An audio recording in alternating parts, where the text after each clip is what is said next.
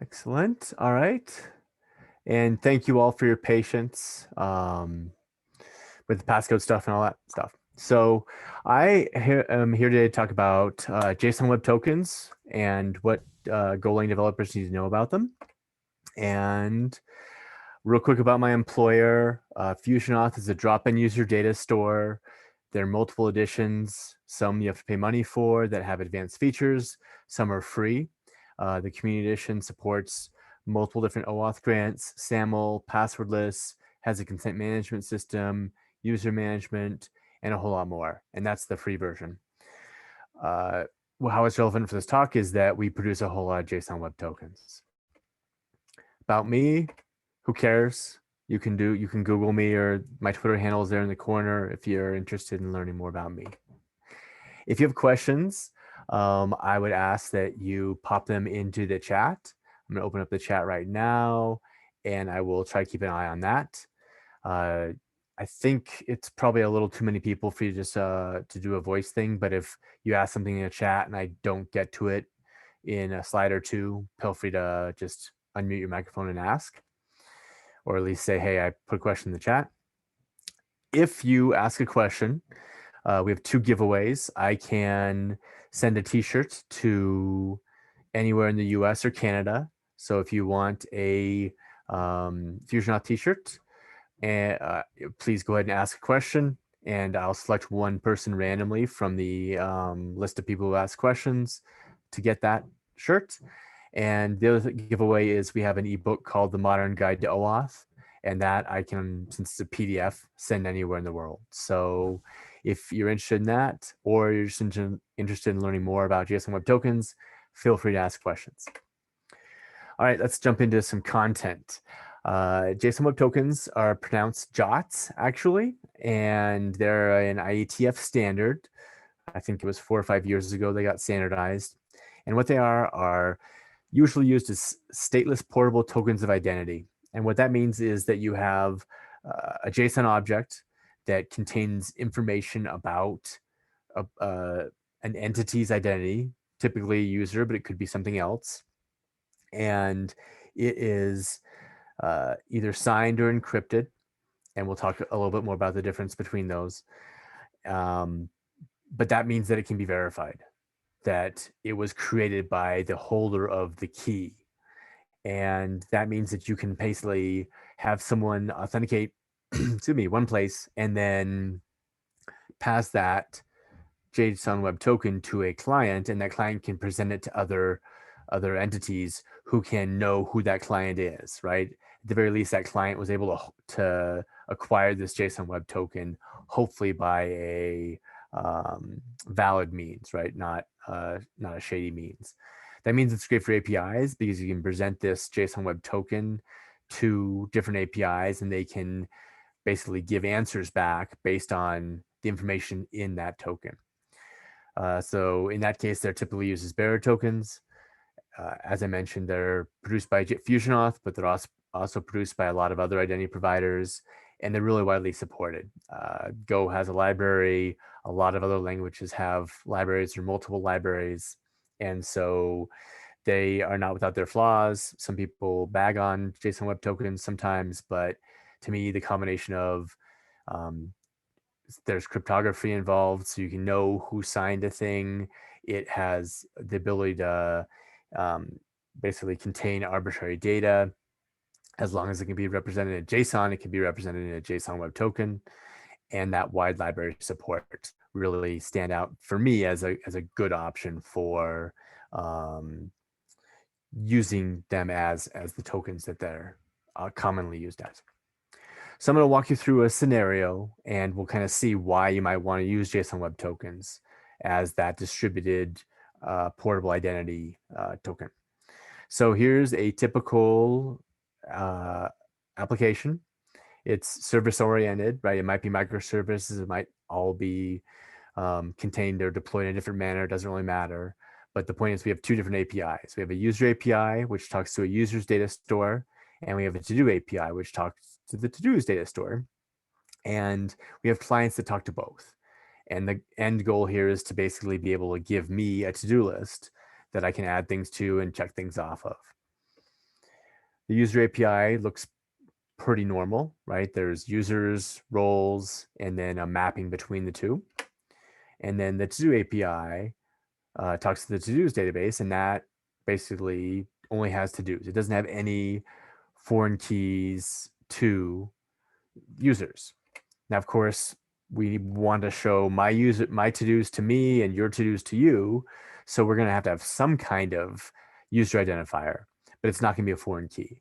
So here we're going to have a user ID, and it's going to live in the to-dos table if this was a relational database, which it could very well be. So now we've kind of built our data structure. Let's talk about what the flow of the login process looks like and how I actually get my to-dos, right? I want to know, do I need to mow the lawn? Do I need to go to the grocery store, etc.? So I have a client. I'm going to post my credentials to the user API. That could be username and password, but it could be other things as well. And that user API is going to validate my credentials somehow. And that is not the focus of this talk. Let's just assume it magically happens. And then it's going to pull my data, and that's represented as that green circle down there, user 42. And then it's going to convert that to JSON and pass that back to my mobile application. That will look something like this. So I have a user object, I have an ID, I have possibly some roles, some other identifying information, whatever that user API decides to send down to the client. So now the client needs to get my to-dos. So it's going to call the to-do API. Now, in this case, it's going to pull off that user ID equals 42 and run a get request against the to-do API to get all the IDs of user ID 42, or me in this case. Now, this is a naive implementation. I hope none of you ever do this. You probably are way smarter than me and would never do that. And the reason for that is that if the client can basically pass in any number or any identifier as the user ID, that means that a malicious client can go ahead and scan, can notice that traffic and scan iterate over those IDs. And so it can get user ID 1, right? Which means that someone's task list of, going to get milk will be revealed to other people. And that's obviously a security risk. We don't want to have that happen. So you won't do it this way. This is just kind of the simplest, most naive way to do it. So let's plug that hole. Let's solve that security problem. We're not going to pass the user ID down, or maybe we will, but we're not going to accept it on the to-do API. What we're going to do instead is the user API is going to create an opaque token. And so that can be just any long string of alphanumeric characters. Doesn't really matter what it is. And that's going to be passed down to the client. And that token is what the to-do API is going to accept, right? So you'll say, give me the to-dos for the user represented by this, ABCDEFG token. The to-do API can't use this as a user ID key, right, to go into the to-dos database, because if it does, we have that same iteration problem. So what it needs to do is it needs to take that random string of digits and ask the user ID and say, hey, give me back the user for this valid token. And so the user API can look and see, has that user recently logged in? Do they have a valid session? Have they paid their fee for this to-do application? And if all those are true, it can pass back the user data as JSON. And then the to-do API can, because it's from a trusted source, extract the user ID and pull the to-dos for that user from the to-dos database and pass that back to the client. So that is one alternative solution. This has some trade-offs, right? That has some strengths and some weaknesses. A strength is it's pretty easy to understand. Some weaknesses are that you have to have this user to token mapping, and it has to be in memory or in the database. It can be very chatty because anytime the to-do API gets that token, it needs to talk to the user API, unless of course it caches some things, which introduces its own complexities. And it couples the user API to almost everything. Basically anything that is doing anything on a per user basis is going to need to talk to that user API. So this is where JWTs come to the rescue. And so in this case, the user API generates and signs a JSON web token and passes that down to the client. The client then passes that to the to-do API, and the to-do API can examine that JSON web token knowing that it hasn't been tampered with by the client because it's been signed. Now, I mentioned earlier there were two types of JSON web tokens.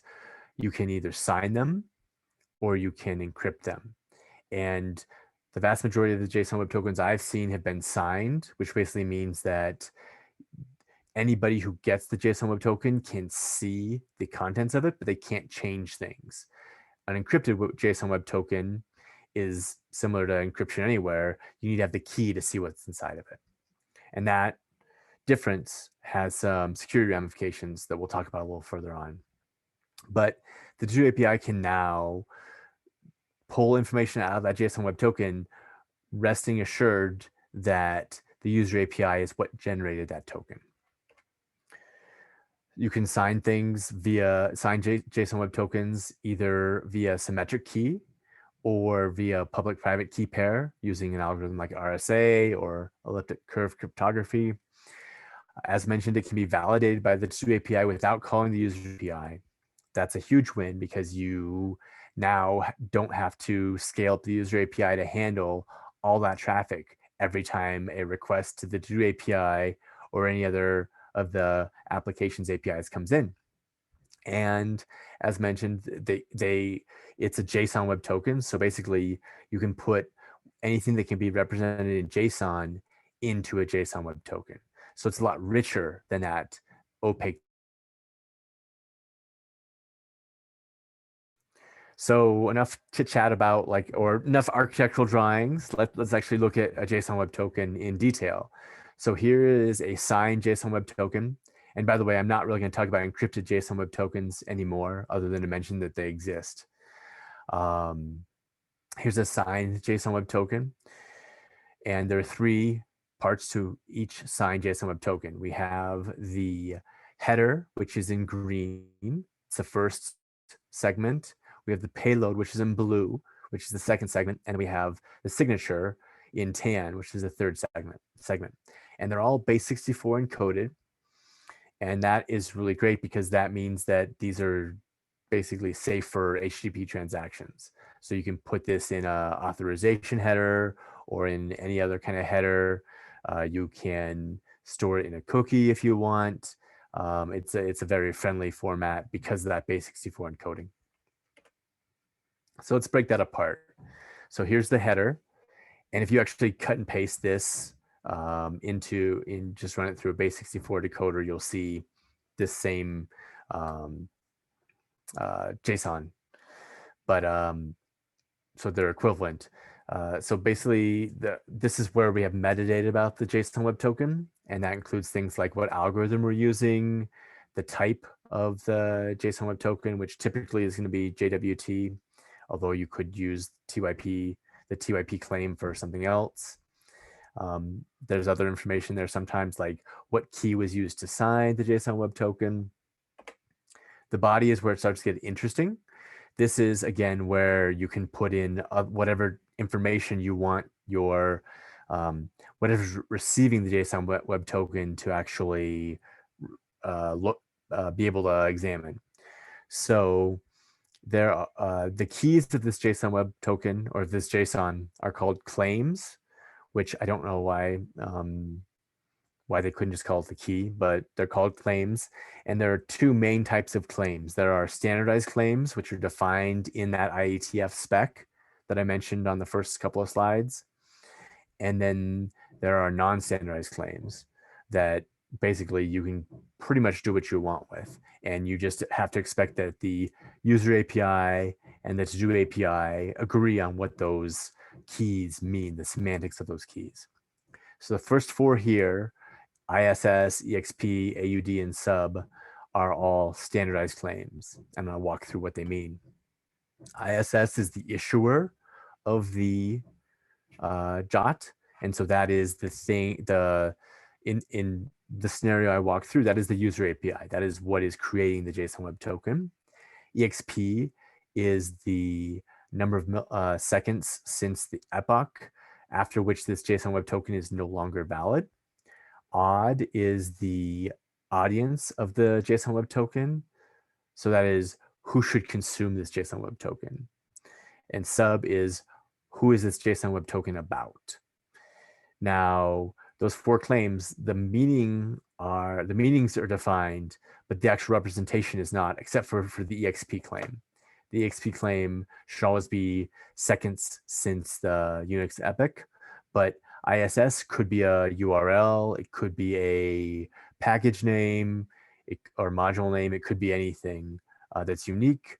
You can see the odd and sub are GWIDs, but they could be other things too. It doesn't really matter as long as the meaning is maintained. Name and roles are non-standardized claims, and I just included them to show that you can have more data in there, and that it doesn't need to be necessarily like primitives, right? It doesn't need to be a string or a Boolean or a number. It can be a more complicated data structure like the roles array. All right. Blue Thunder asks, I mentioned there was both JWT and TYP token types. Yeah, so that's, I assume you're referring to this slide. So basically in the spec, they say you should put TYP of :JWT in your JSON Web Tokens. I've seen some additional specs that have JWTs that are for more specialized purposes that have a different value in there. But I think people are pretty ecumenical about actually like parsing them. So I definitely have created JSON Web Tokens that don't have the TYP metadata, and they can be created just fine. The question is, what would the consumer of those JSON Web Tokens expect? Does that answer your question? Yeah, thanks. I think I misunderstood what you said. No, I might have misspoken too. So, all right, great. Okay, so we have the signature here, and we'll talk a little bit more about signatures in a little bit. This just, in this case, is an HMAC signature. So the whole shebang is all to be able to run this query safely against the to-dos table, right? Which is, give me the to-dos for this user ID. I'm going to package them up as JSON, send them down to the client. And the client can then render them as needed. And we know that this user ID hasn't been tampered with. So this is kind of a midway point, right? It's about 20 minutes in.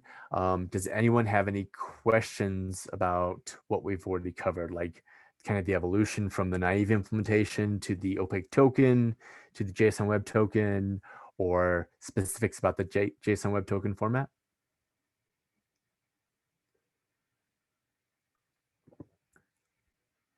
Awesome. Okay. Well, if you think of any, feel free to toss them in the chat or mention to me. Oh, so Sankey asks, do we have a length limit? So I have been unable to find one. If you Google that question, is there a length limit to JSON Web Tokens?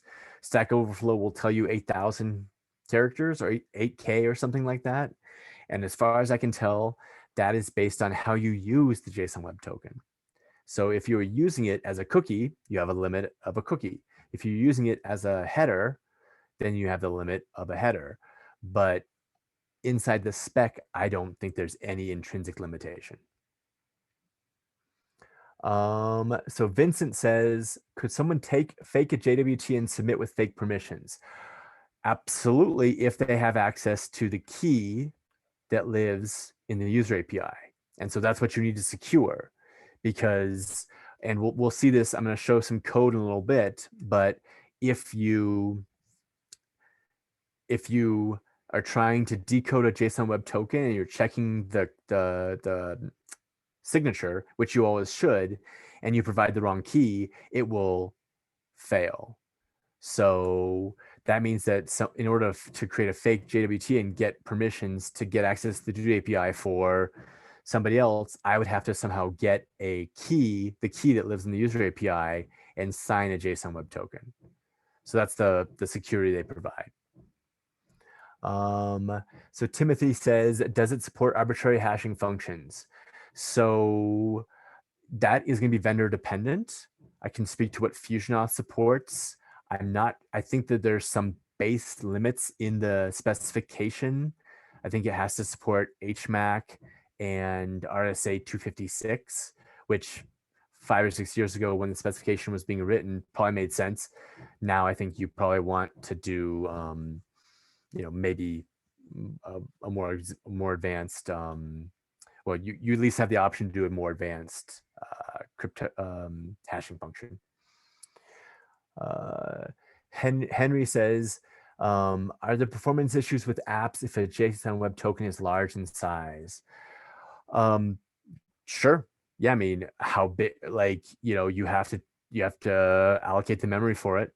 I think that probably the bigger performance issue for JSON Web Tokens is the hashing, especially when you're doing public-private key hashing. It can be kind of expensive. I did run some numbers, not in Go, but in another language. And I found that symmetric hashing is much faster than public-private key hashing, on the order of 2 to 12 times, depending on the operation. So that's the thing I'd probably be a little more worried about than the size of the JWT. But yeah, absolutely, you're going to need to like allocate all that memory, or something will need to, right? This is Go, so it's not C. So something will need to allocate that memory and then collect it afterwards. Kushwant says, do we have to call every time the JWT token API from to-dos, or will we save it in the session? It's a great question. So I think that you could, in this example right here, the diagram we have in front of us, you can, as long as you can store the JWT safely, you can store it on the client. You could also put in a proxy here in front of the to-do API that actually have a session, and have the session live between the user and the client and the to-do API, and have the proxy map between the JWT and the user session. The biggest thing you want to make sure of is that you don't store it in a way that it could be accessed by other systems, other like nefarious actors on a mobile device or in a browser. And I'll talk about that in a couple of slides. Basically how we recommend securing JSON Web Tokens. So Kushwant, I'm going to go in another couple of slides and then let me know if I don't answer your question, please. All right, great questions. Thank you. So as I mentioned kind of at the beginning, JWTs are often used as bearer tokens. And a bearer token you can think of as like the keys to your car. And that means that when I hand my keys, the keys to my car to Varun, he can hop in my car and turn on the car and drive away. And so the key doesn't really care who's holding it. And bearer tokens are the same way. I think that's some of the motivation behind Kushwant's question. You want to be very careful how you take care of your keys, right? You don't leave your keys outside of your house. You lock them up inside your house because they convey privileges to your car that aren't tied to you. And I should be careful here, there are JSON Web Tokens that can be tied to a particular client through cryptographic binding. There are some standards and draft standards out there that do some of this, but they're not really widely supported as far as I can tell.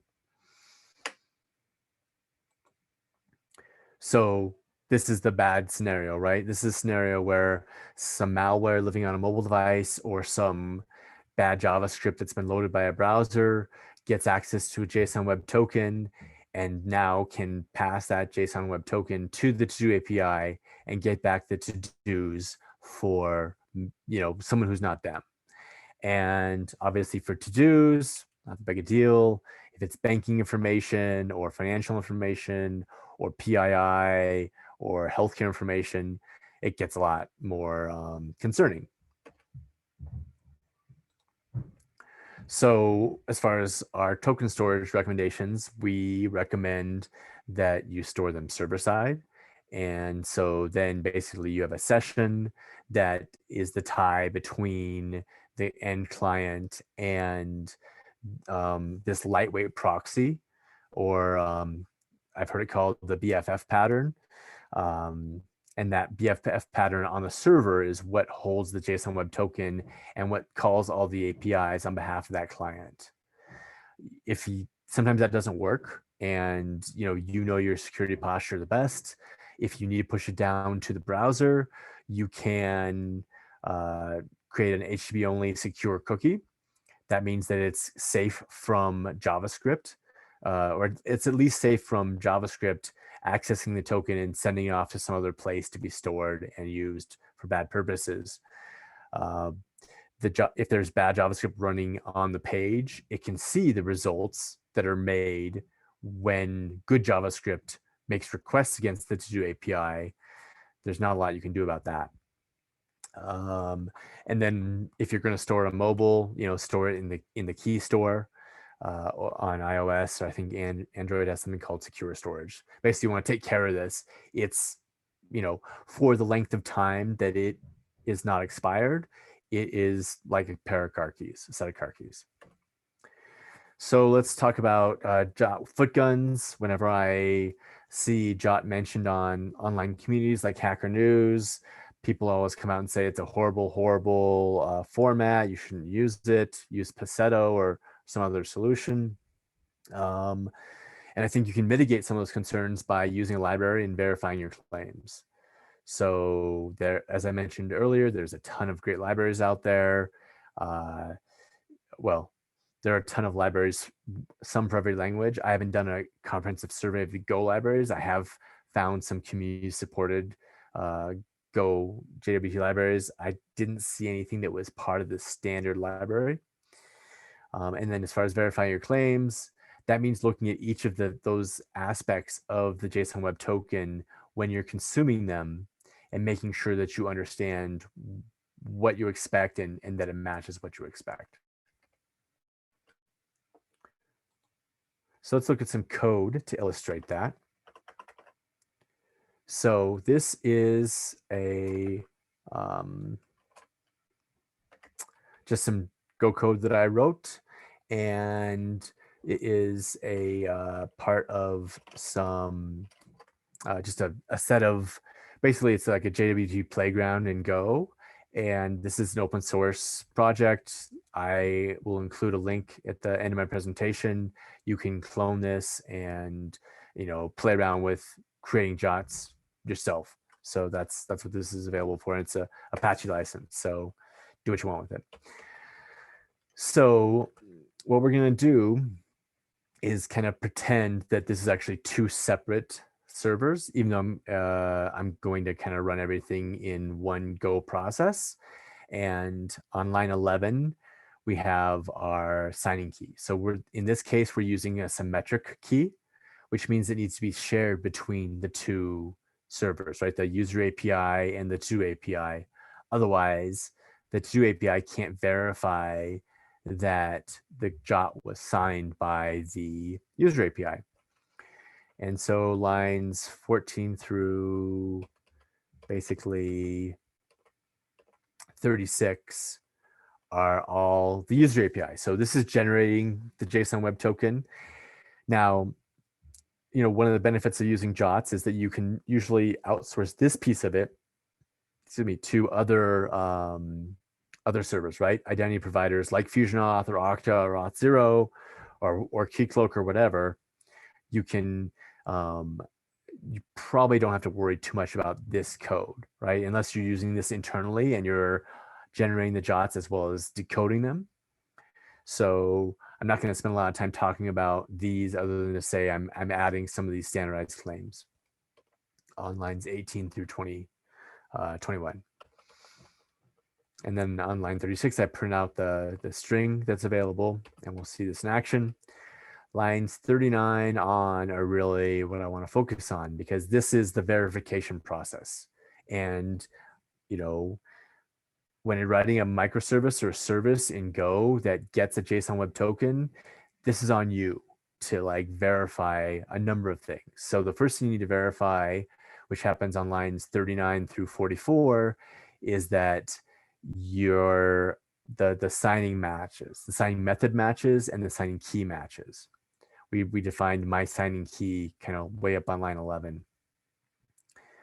And so if the signature doesn't match, right, it's the wrong product, it's the wrong algorithm, or it's the wrong signing key, we definitely want to not process things any further, because someone's doing something fishy.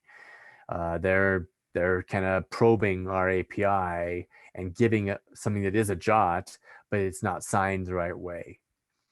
Then on lines 51 through kind of 70, we are looking at the claims. So the first thing we do on line 51 is we're actually using this valid statement, or valid function, sorry. And that is basically going to tell us that the token has not expired. There's some other time-based claims that it could check. You can actually say this token is valid a year from now to a year and a day from now, if you want. So there's like a not before claim, but that's a little more complicated. So basically, all the time-based claims are checked when you call this .valid. And then there's some business domain focused claims that it's really there can be some helper functions for, but it's really on you to verify. So we're going to check that the audience is who we expect it to be. So again, that means this JSON Web Token was created for me to consume. And it could be a single string, a single identifier, or it could be an array. This just supports the single string, but you could imagine, you know, am I in the expected audience is not a hard operation. And then we also check the issuer. And so this is, again, who the JWT was created by. So I could have a validly signed JWT that was created by bad people. They somehow got a hold of the HMAC key, and for some reason they're not setting the issuer correctly or whatever, and this is going to fail. Actually, this is kind of the inverse. But you could, so those are the two main claims you want to check. You can also check the subject claim, and you could check any of those other claims, right? You could check if they have the right role, or if there's some other business domain specific claim that you put into a JSON Web Token at the user API, you can pull that out here and check for it. And if everything works, we're going to, oh, I should return here. That is an error. So now we go ahead and so we generate this JSON Web Token, which is a signed JSON Web Token, and then we decode it, and you can see we get this map back with all our claims. And so if I were to do something like, let's go ahead and change the expiration time. So we're now setting it to expire not 5 minutes in the future, but 5 minutes in the past. And so if I were to do this, then it's going to fail. It's saying the token's expired. So that's what, when I say verify your claims, that's the process that you have to go to. And, you know, you can imagine it's not super complicated, but you just have to do it. Otherwise, it's going to be a security hole. So we don't want that. All right. So let's talk about some other foot guns. One is that you can stick arbitrary JSON data in. Uh, as mentioned before, there's no limits that I know of, but the honest truth is that the contents are base64 encoded. And so they are not, for a signed JSON Web Token, they're not secret. And actually, if I just take this, so I'm right here taking the middle portion of this JSON Web Token, right, which is the payload, and I'm going to,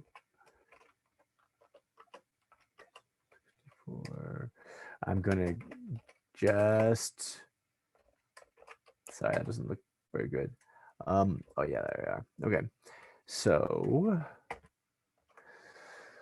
I echoed it, and JSON Web Token, I'm not sure exactly why, but they always take off the last two equal signs. And I'm not sure if that's a padding thing or something like that, but if you add that back in, you can see that you get, it's just base64, and anybody who gets access to this JSON Web Token can see what's inside it. So that's why we recommend that you don't put anything in there that is super secure, right? Or super secret. What you can put in there is identifiers that can then key back to things on the server side.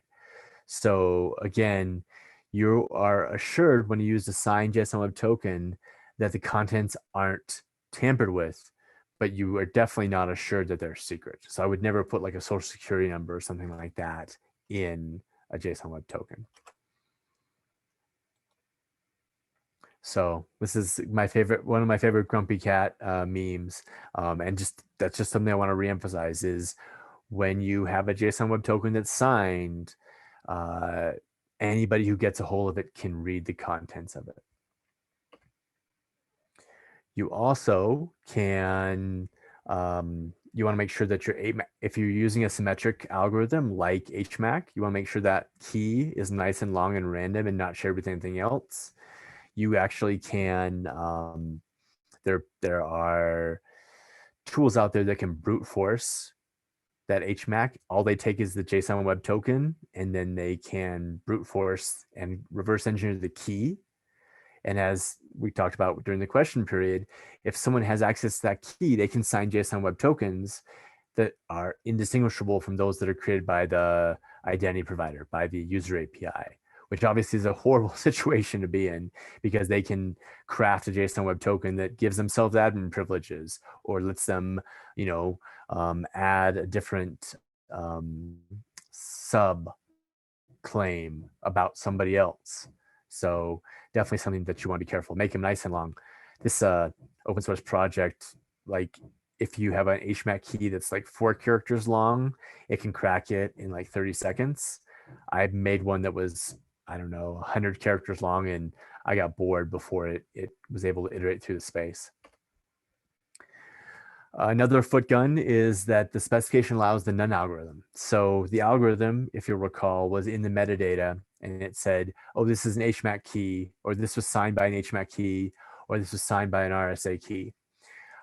You can say none if you want, which means no signatures required. So that basically turns it from looking something like this into something like this, where you still have the 3 clauses. You have the header, you have the payload, and you have this final dot, and there's just no signature.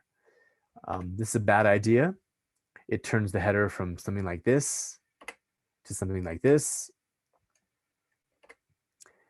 And the reason why this is a really bad idea is that basically anyone can, if your API or your service accepts a JSON Web Token that has algorithm of none, then anybody can create a JSON Web Token. If they have access to that API, they can present themselves as anybody. So we're not just talking about unsanitized input, which is normally pretty bad. We're talking about unsanitized credentials, which is really bad. Basically, it lets anybody like pick whoever they want to be, as long as they have like a modicum of like technical expertise to be able to like basically create a JSON Web Token, which, as I showed you, is not rocket science. The specification allows this, And the simple fix is just don't allow none ever, right? Never use it on your IDP side, on the generation of JSON Web Tokens.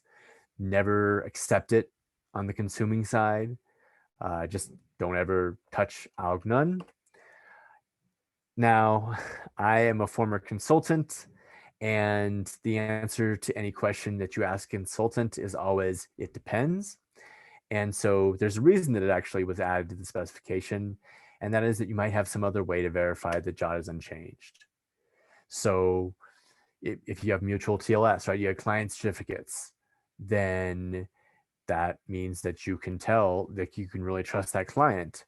If you are on a private network, right? If you're some private VPC on Amazon or some other cloud, and you're using JWTs to convey information between different systems, and you know that no one else will ever have access to that system, you could do it. So that's the one prerequisite for using alg none. The other one I would say is benchmark and make sure that JWT performance is JWT hashing performance is impacting your system. So, first make it right, then make it fast. I don't know what system people are talking, what systems people are thinking about building with JSON Web Tokens. I would suspect that hashing might cause a slight performance degradation, but I would definitely, before I went to the length of using alg none, I would make sure that that was going to make a measurable impact in the success of the system before I kind of opened up that Pandora's box. So let's talk about asymmetric key pairs. This is public-private keys. So all the previous examples and the code I showed you was all using HMAC, which is the symmetric signing algorithm. And so the issue there is that the user API and the to-do API need to share that key. And that can work fine for smaller systems. If you have bigger systems, rotating keys becomes more problematic. Sharing keys can become an issue. So there's some really good reasons for using public-private key pairs. As I mentioned, it scales organizationally. And so that can mean that within your department, you can have one department that runs the identity provider, the user API. You can have another one that runs the to-do API, and they don't have to have a shared secret when the user API wants to, the user API team wants to rotate credentials or anything like that.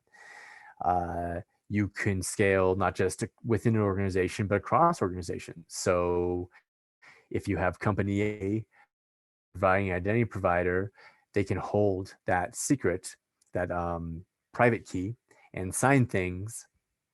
And company B and C can consume JSON Web Tokens that are created by company A's user API and know that they were created by them without company A sharing any secret.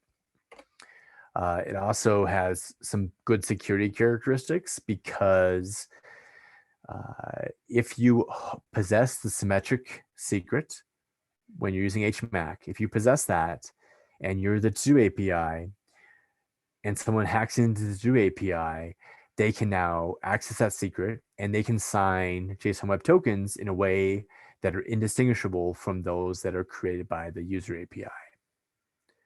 So if you use public-private key cryptography, then you can basically consolidate. You can.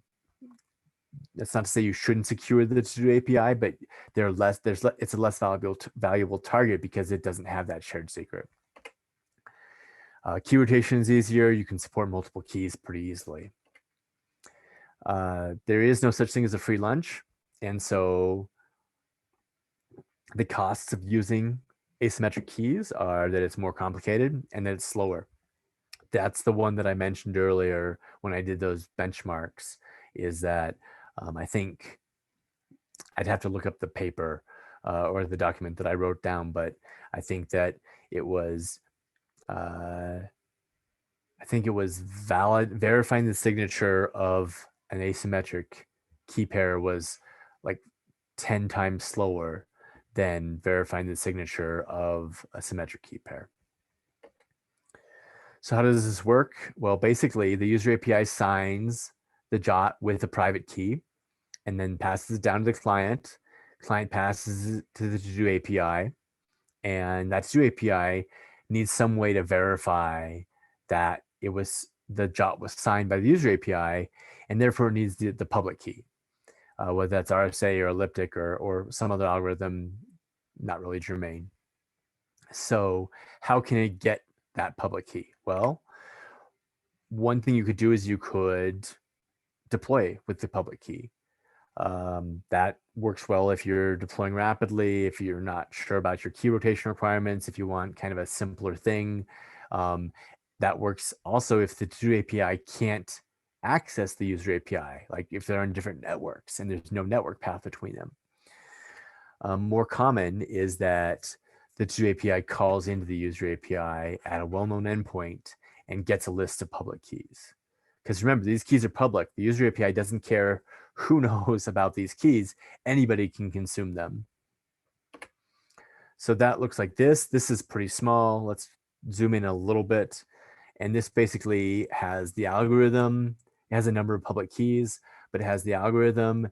It has the key identifier, and then it has a chain of keys. So in this case, the chain of public keys only has one link, but you could have a link of public keys. That might be useful if you're, I'm not really sure why it'd be useful. I haven't really seen this in practice. Usually it's just one key. But I guess if you had like a separate certificate authority and you want to be able to track the chain up to that certificate authority, you could use this. If you have more than one key, basically in the header, you just put that key identifier, and then that tells the consumer of this JSON Web Token which key to grab from that list of public keys. And so you can see how this would be helpful with rotation, because a JSON Web Token issued at 1 o'clock in the afternoon might use key ID 42, and then you rotate your keys, and then the JSON Web Token issued at 1:10 in the afternoon could have key ID 45 or 43 or whatever. But you can have both, you can leave both public keys published so that earlier JSON Web Token isn't going to be invalid until it expires. And that looks a little bit something like this. Again, you just have bad formatting, sorry. You can have different key identifiers, and the public keys are stored, and it's all in that JSON Web Token. JSON, that well-known endpoint, which is a JWTs endpoint, which I think is another standard. And we at Fusionauts have had people with like thousands of keys. So, you can create as many keys as you want. Let's talk about refresh tokens a little bit. So JWTs are supposed to be short-lived, like seconds or minutes. Refresh tokens can be longer-lived, and refresh tokens are powerful because they can be used to create new JSON Web Tokens, new JWTs. And refresh tokens are this compromise between, for a JSON Web Token-based system, between kind of two ends of the security spectrum. You could imagine, if you didn't have refresh tokens, that when a JSON Web Token expires, you are going to force the user to re-authenticate to get a new JSON Web Token. That obviously means that you're going to want to have the JSON Web Tokens be scoped for a long time, a day or two, because you don't want to force your user, or maybe weeks, because you don't want your user to be forced to log in regularly. Who wants to log in regularly, right? But then you run into security risk, right? Because if you have a JSON Web Token that's good for 2 weeks, that makes it a very interesting target. And if somebody gets a hold of that, unless you have some kind of backend systems looking at where the JWT, unless you have, I should be careful here. If that JWT is presented to that API, unless that API has some intelligence, it's gonna keep saying, yeah, that JSON Web Token is valid, right? The expiration date is 2 weeks in the future, and the bad people who find a bearer token are going to be able to get access to data for a long time. So we want JWTs to be scoped short, like have a short lifetime, but we also want them to not let the user, not force the user to authenticate regularly. And that's what refresh tokens give us. So that's a lot of talking about refresh tokens. Let's talk about what actually happens. So basically, the client asks for a JSON Web Token and a refresh token at login. So the user API presents that information to the user who is authenticating, and the user can say, "Yep, I want a refresh token to be granted," and the JWT is obviously generated as well, and both those strings are passed down to the client. The client stores them both off. The client then presents the JSON Web Token to the to-do API, and let's say the token's good for 30 minutes. So the user is clicking around, adding to-dos, deleting to-dos, marking them off. Awesome, everyone's happy. After 30 minutes, the to-do API, which is checking for the validity of this JSON Web Token every time it's being called, the to-do API says, "Whoa, you're expired. You're not getting any more to-dos right now, client." And the client says, "Okay, I'm going to catch that exception, right? That might be a status code or something like that, a not authorized status code." And then it's going to say, it's going to think, "Well, I have this JSON Web Token, but it's no longer valid. I wonder about the refresh token." And it can basically present that refresh token to the user API.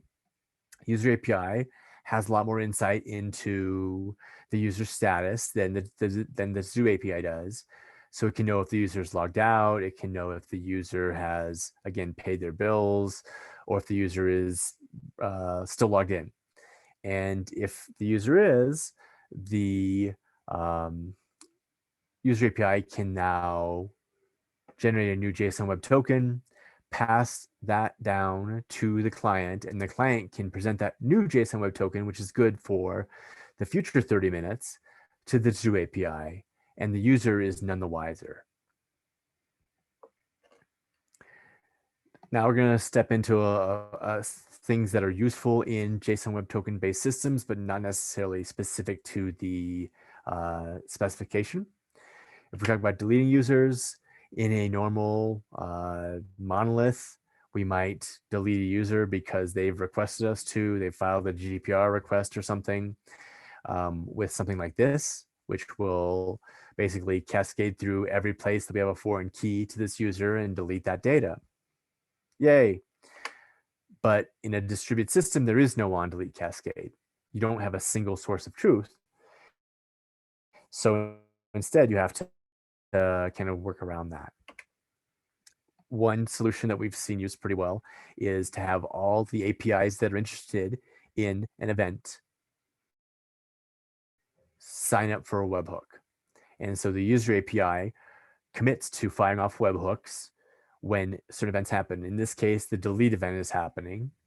And so the user API will tell the to API and any other APIs that have registered themselves, "Hey, this user was deleted, clean up your data." All right, so there's a question. When a refresh token is used to get a fresh JSON Web Token, is a new refresh token issued as well? Does the refresh token need to be used before the JSON Web Token expires, or is there a separate refresh token expiration period? So the answer to the first question is it depends on the configuration of the identity provider. So I can't really speak to other identity providers. I can tell you FusionAuth lets you either use a refresh token continuously, the same one, or get a new one every time you mint a new JSON Web Token. The latter is obviously more secure, and it's actually part of the OAuth 2.1 specification is recommends that is one of the two ways to use refresh tokens, is kind of one-time use refresh tokens. And does the refresh token need to be used before the JSON Web Token expires? Again, it tends to have its own separate lifetime, and it's a lot longer. So the answer is no, it doesn't typically need to be used before the refresh token expires. But again, as far as I know, that's not specified in in any standard anywhere. So you're going to want to test that out with whatever identity provider you're using. Yeah, great question. Yeah, and so the other nice thing you can do about this when you have this kind of webhook system is you can actually have the webhooks be transactional, or transactional, I should put that in quotes. And so basically you could say, user API, when you get a delete statement, call these webhooks to these 6 different APIs. And if all of them don't return success, indicating that they have successfully deleted the user's data, then don't send back a 200 OK to the client, right? So you can actually somewhat mimic a cascade in a distributed system with these webhooks. As far as logging out, you're pretty much talking about revoking the refresh token, and that means that no new JSON Web Tokens can be minted. Yeah, that's pretty much what we're talking about when we talk about logout in this system. So how does that work? Well, what happens is the client basically says, I'm going to log out, and they fire off a request to the user API and say, hey, please revoke this refresh token. And the user API does that. And then the client needs to take care of deleting the JSON Web Token and the refresh token in their store, wherever they store that. This is a question we get a lot. Can you revoke JSON Web Tokens? And the answer is sort of. You sort of can. If a user's JWT has been stolen, you have a couple options. You could rotate the key that was used to sign that JWT. And that basically makes any JSON Web Token that was signed with that key invalid. And so in certain situations, that may make a lot of sense, right? If it's a high value JSON Web Token that's been stolen and you're running a bank, and this person could log in and like look at other people's accounts, you might want to just log everyone out. You also could wait it out. And this would be a valid option if you had a low value account that was stolen, right? It was somebody, you have a site that lets people vote on cat pictures, and somebody's JSON Web Token got stolen, but all that means is that somebody else, that some bad actor can vote on their cat pictures. Wait for the couple of minutes to expire, and that token won't be valuable anymore. You also can do something called a deny list. And this is a situation where basically every time a user logs out, the user API fires off an event. This happens to be the fusion auth event name, but it could be anything. And then the to-do API maintains a list of tokens, of users for which refresh tokens have been revoked. And so if someone were to steal a JSON Web Token and present it, in addition to all those other claim verification steps we talked about, right? Checking the expiration time, checking the key signature, checking that it had been signed by the proper key, checking the audience, checking the issuer, you also would check against this list. And you'd say, okay, this JSON Web Token is for user ABC. Oh, wait, user ABC logged out. That's another valid option to handle revocation. And you're basically pushing state down to the APIs and making them more complicated. As far as JSON Web Tokens and Golang, I think you want to think about what you're trying to accomplish. If you're generating and parsing JWTs, I would use the JWT library. That's the one that I use here. And this is a new library location. It's a new library module, but it's really old code. It's a couple of years old. And in April, they actually, the maintainer gave it to the community. And so there's 3 or 4 active community members improving this code. Make sure you check your claims. if you're using this for authorization, an easy thing to do is to do it in a filter or an API gateway. I know there are pieces of software out there that can actually ingest or examine JSON Web Tokens and match some of those verification claims. I know Kong has done it. I think I've seen it for Nginx, although that might have been a paid feature. So, again, this is one of the benefits of using JSON Web Tokens is it's got wide support.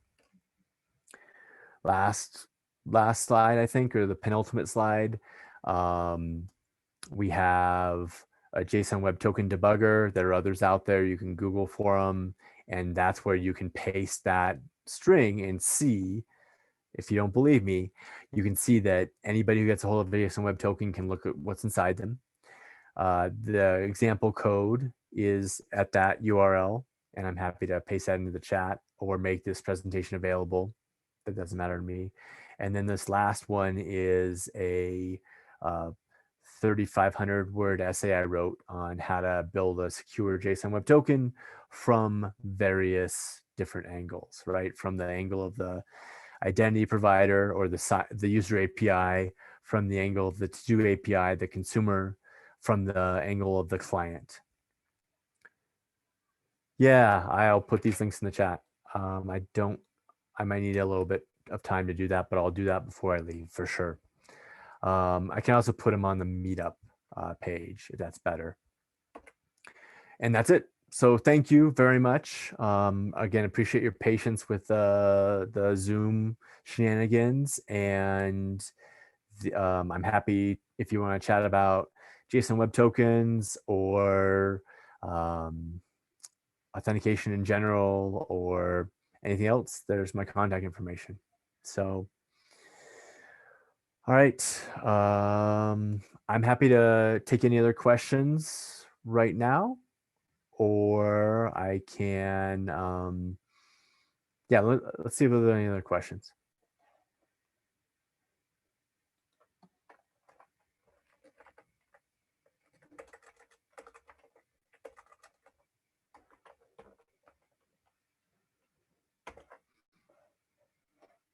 Great.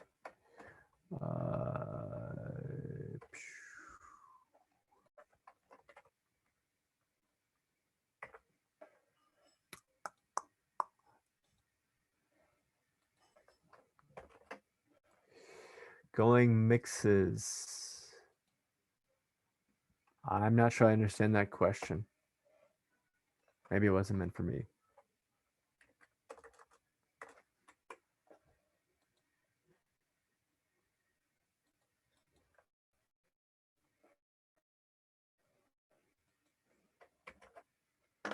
Muxes.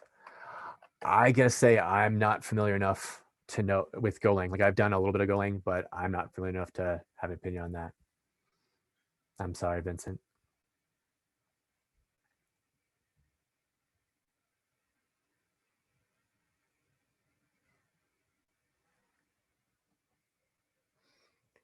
Yeah, looks like there are not any more questions. Thanks a lot, Dan. Thanks for your time. I learned some new things today. Great. I'm definitely gonna let you know. Cool. Try some JWT. Yeah, thanks a lot. Awesome. Great. Well, let me